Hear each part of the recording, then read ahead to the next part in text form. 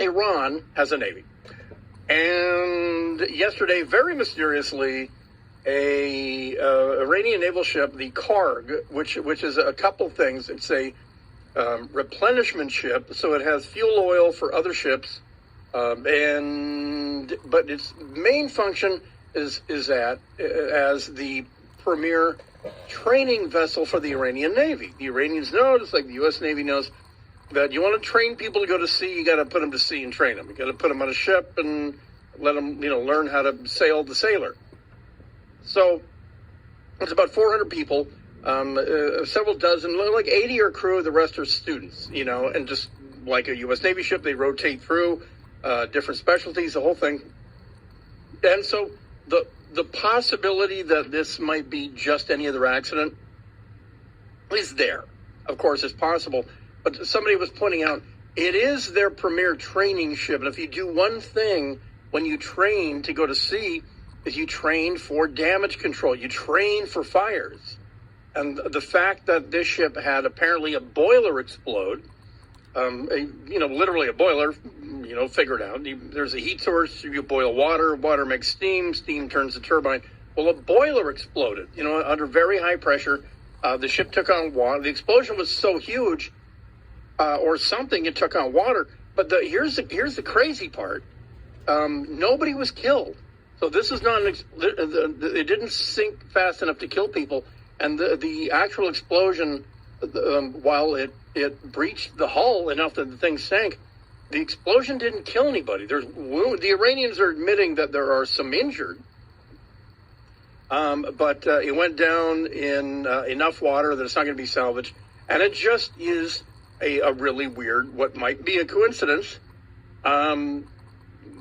because there have been some other industrial accidents befalling Iran as of late.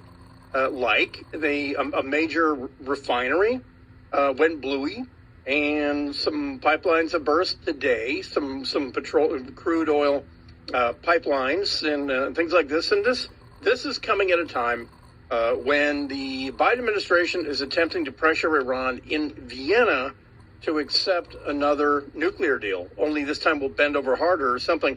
In the meantime, what sort of points out the fraud of the initial deal is happening right now.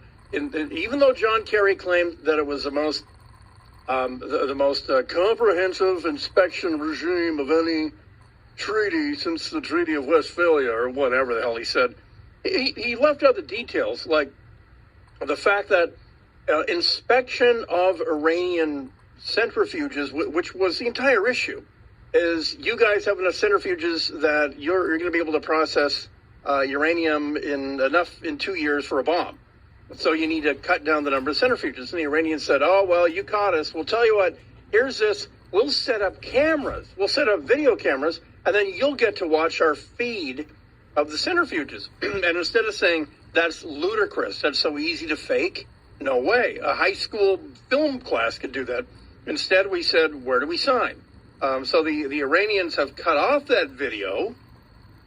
And so we're basically asking is, hey, have another deal like that. But it should be, you know what? We don't know who's doing this, but more things are going to explode. More ships are going to sink. The faster you do this, the better it is for you. But that's not how the current crew negotiates. And so anyway, more sabotage or more nuclear deal. I don't know. What are you thinking? Israel.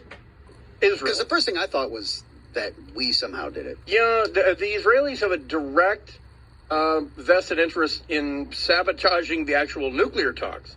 They don't want Biden to repeat what happened when he was vice president, which is to be so desperate to get something on paper to wave around that you allow for another ludicrous deal like the Iranians dictated back in 2014.